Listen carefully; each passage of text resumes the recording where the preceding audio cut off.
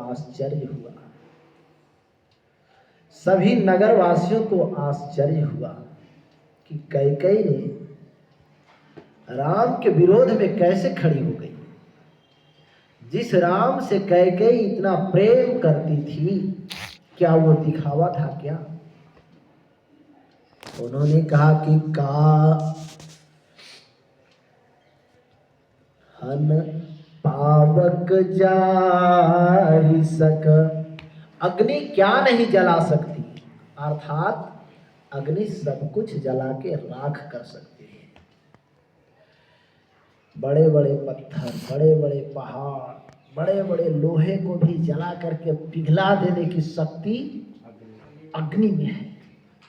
काहन पावक जारि सक, अकान समुद्र समाय। समुद्र में चाहे जितनी वस्तुओं से ढक दो, भर दो, सब कुछ समाहित कर लेने की सामर्थ्य समुद्र में है। कान करे अबला प्रबल, अबला कही जाने वाली स्त्री, कान करे अबला प्रबल, के ही जग काल न खाय। अबला कही जाने वाली स्त्री क्या नहीं कर सकती है।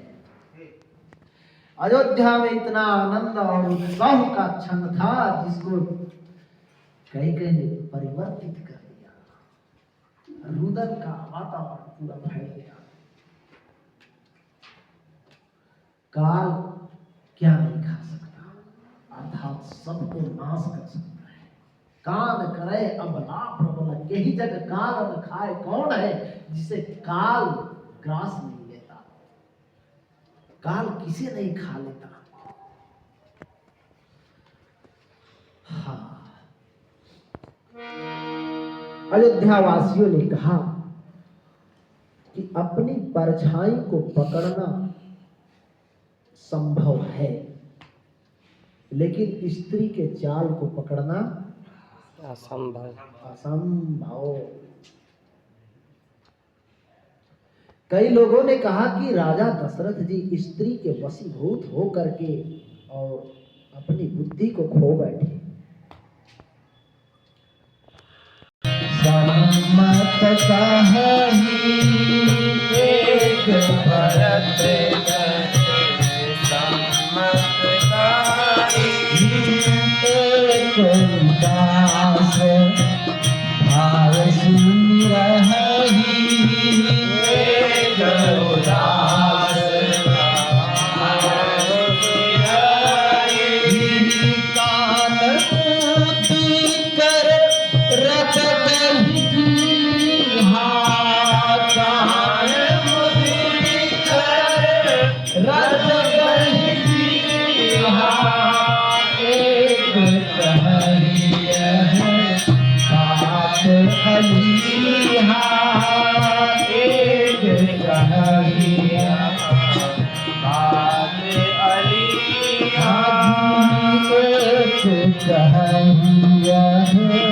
बात अलीहा एक कहिया बात अलीहा। अपने अपने में डिस्कस करना, अपने अपने में एक दूसरे की भावना को कहना सुनना उन्हें एक भरत कर सम्मत कहें। किसी ने कहा कि इसमें भरत जी की सम्मति अवश्य नहीं होगी। कई प्रकार के लोग होते हैं। एक भरत कर सम्मत कहें। किसी ने कहा कि भरत जी की सम्मति इसमें जरूर रही होगी। भरत जी ननिहाल में रहकर के भी यहाँ के समाचार से अवगत होंगे। यदि भरत जी की सम्मति नहीं होती तो कैकेयी इतना बढ़ चढ़ करके और राम जी को 14 वर्ष के लिए वनवास नहीं भेजती। भरत जी राजगद्दी स्वीकार करना चाहते होंगे, अयोध्या के राज सिंहासन पर बैठना चाहते होंगे, इसलिए ये वहां से षड्यंत्र कर रहे होंगे। इसलिए कैकेयी ने ऐसा किया। एक भरत कर सम्मत कहें, एक उदास भाई चुप रहे। एक उदास कुछ नहीं कहता, चुप हो जाता, उसको कुछ नहीं लगता। कान मूद कर रद गही जीहा। कोई कान मूद लेते हैं ऐसा ना, ये बात सुनने योग्य नहीं है। भरत जी के लिए ऐसा नहीं कहा जा सकता है। भरत जी राम के विरुद्ध हो सकते हैं ऐसा नहीं है। कान मूदी ना, ये बात सुनना भी पसंद उनको नहीं है। कान मूदी कर रद गही जीहा, दांत से जिह्वा दबा करके कान मूद कर रद गही जीहा। एक कहे यह बात अलीहा। कोई कहता है ये बात एकदम झूठी है। कोई कहते हैं कि सुकृत जाहि अस कहत तुम्हारे।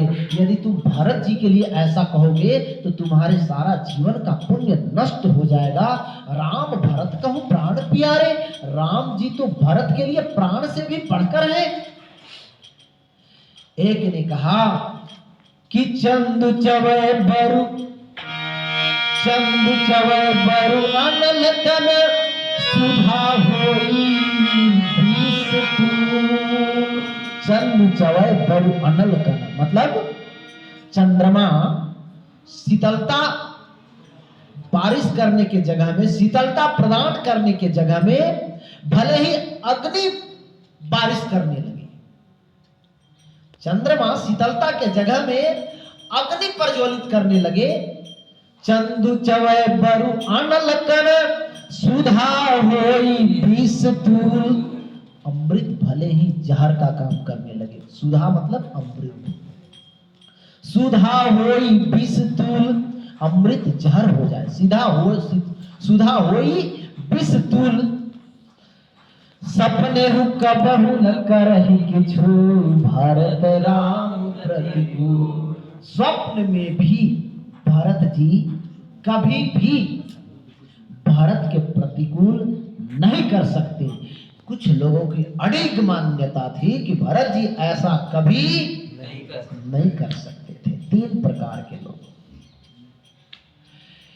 कोई ब्रह्मा जी को दोष दे रहा है, अनेकों प्रकार। और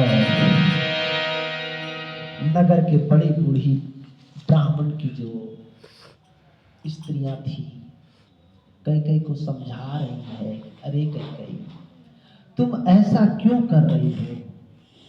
तुम तो कभी अपने सौत से झगड़ा भी नहीं करती थी। कबहु न कियो सवती अवरेशु प्रीति प्रतीति जान सब देशु। सब कोई जानता है तुम्हारा प्रेम और विश्वास था सबके साथ में। आज क्या हो गया जो सौत के बेटे राम को तुम वनवास भेज रही हो? क्या ये बात सच है क्या? करहु राम पर सहज स्नेहु, यही अपराध आज बन देहु। राम जी पर तो सहज प्रेम तुम करती थी, किस अपराध से आपने राम जी को वनवास दे रही हो? क्या कारण है? कौशल्या अब काह बिगाड़ा, तुम जही लागी वज्रपुर छाड़। कौशल्या ने क्या बिगाड़ किया? देखो कैकेयी, सिया की पिया संग परिहरी, लखन की रही हरी जब भरत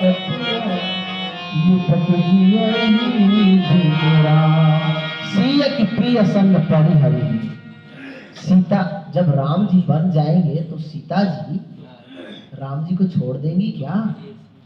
सीता जी घर में राजमहल में रह पाएंगी क्या? अर्थात नहीं। राम जी बन जाएंगे तो सीता जी भी बन जाएंगे। सिया की प्रिय संग परिहरी, लखन की रही है धाम। यदि राम और लक्ष्मण वन को जाएंगे, राम और सीता वन को जाएंगे तो लक्ष्मण क्या घर में रहेंगे क्या? नहीं, इसका मतलब लक्ष्मण भी जाएंगे। राज की भूंजब भरतपुर, लिपके जियहि बीनु राम। और राम लक्ष्मण और सीता वन को चले जाएंगे तो भरत क्या अयोध्या का राज सिंहासन पर बैठेंगे, राज करेंगे? नहीं। और यदि वन को चले गए राम लक्ष्मण सीता तो दशरथ जी जीवित रहेंगे? नहीं। ये पहले ही लोगों ने कह दिया कि ये सब असंभव है। इसलिए कैकेयी, तू वरदान वापिस मांग ले। तू ऐसा कह देना कि गुरुजी के घर में रह। वन नहीं, तुम्हें यदि डर लग रहा है कि राम जी षड्यंत्र करेंगे, राम जी भरत को राजा नहीं बनने देंगे, तो तुम ऐसा करो कि वशिष्ठ जी के आश्रम में राम जी को भेज दो। लेकिन वन को बन जाने की क्या आवश्यकता है? क्यों वन को भेज रही हो? इतना कठोर क्यों हो गई तुम? इतना पत्थर मां कैसे हो गई? तुम क्यों वन को भेज रही है? बार बार समझाया, लेकिन कैकेयी कोई उत्तर नहीं देती, कुछ भी नहीं बोलती। लोगों ने समझ लिया कि ये रोग असाध्य है, ये मानने वाली नहीं है। उधर राम जी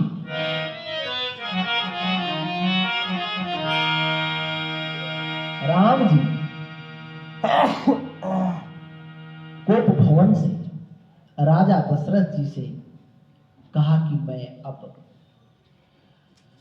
अम्बा कौशल्या के पास जा रहा हूं, वहां से आदेश मांग करके आता हूं। राम जी वहां से चलते हैं। गोस्वामी तुलसीदास जी ने लिखा, नवोदय रघुबीर मन राज अलान समान, छूट जानी पल गवन सुनी, उर आनंद अधिकार। अरविंद, आपका दांत कटर का काम करता है।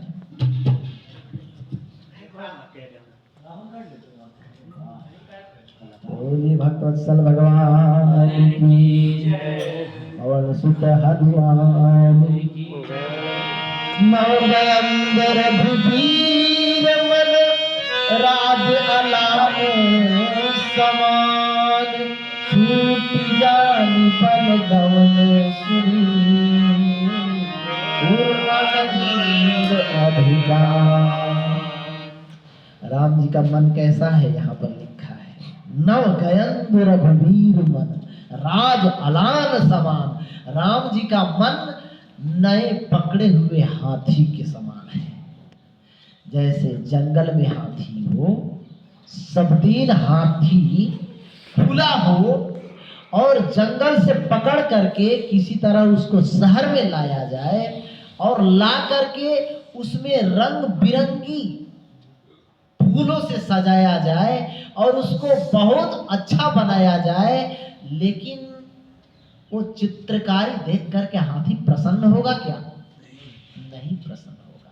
नव गयंद रघुवीर मन, राम जी का मन नया हाथी के समान। नव गयंद रघुवीर मन राज अलान समान। राज जो अयोध्या का जो राज है, राज गद्दी है, जो राज सिंहासन है, वो बेड़ियों के समान है, कांटों के समान है। राज अलान समान, बेड़ीदार कांटों के समान है। छूट जानी बन गवन सुनी उर आनंद अधिकार। और उन्हें जब ये समाचार मिला, कैकेयी ने कहा कि मुझे 2 वरदान चाहिए, और दशरथ जी ने कुछ नहीं कहा कि तुम रह जाओ। दशरथ जी ने एक बार भी नहीं कहा कि तुम वन को नहीं जा सकते हो। हाँ, शिव जी से प्रार्थना करते हैं कि हमारी बात को अवहेलना करके राम जी रह जाएं, लेकिन स्पष्ट रूप से राम से नहीं कहते कि तुमको वन नहीं जाना है, नहीं कहते। इसलिए राम जी छूट जान बन गवन सुनी उर आनंद अधिकार। राम जी को अत्यंत आनंद है, अब पिताजी नहीं रोकेंगे। कैकेयी ने नहीं रोका, पिताजी नहीं रोकेंगे, और आनंद से भर करके वो कौशल्या अम्बा के राजमहल में आ रहे थे। इधर कौशल्या अम्बा सोच रही थी कि कितना अच्छा आज का शुभ मुहूर्त है, कितना अच्छा दिन है, जब मेरा राम, जब मेरा राघव अयोध्या के राज सिंहासन पर बैठेगा, उसकी आरती होगी, सीता और राम की आरती होगी। ऐसा सोच सोच करके और आनंदित थी। उसी समय राम जी आते हैं। राम जी ने आकर के दोनों हाथों से कौशल्या अम्बा के चरणों में प्रणाम किया। कौशल्या अम्बा ने आशीर्वाद दिया, और आशीर्वाद देकर के गहने और कपड़े दिए। कौशल्या अम्बा राम जी को गोद में बैठा लेती है, प्यार और दुलार कर रही है। कौशल्या अम्बा पूरा हर्षित है, और कौशल्या अम्बा को कैसा लग रहा है, मानो कोई रंक, कोई फकीर बहुत सोने चांदी का ढेर पा लिया, खजाना पा लिया, रंक धनत पदवी जन पाई। हाँ, भिखारी धनाढ्य हो गया हो, धन संपत्ति का मालिक हो गया हो, और ऐसा अनुभव कर रही है। कौशल्या अम्बा ने कहा कि राम,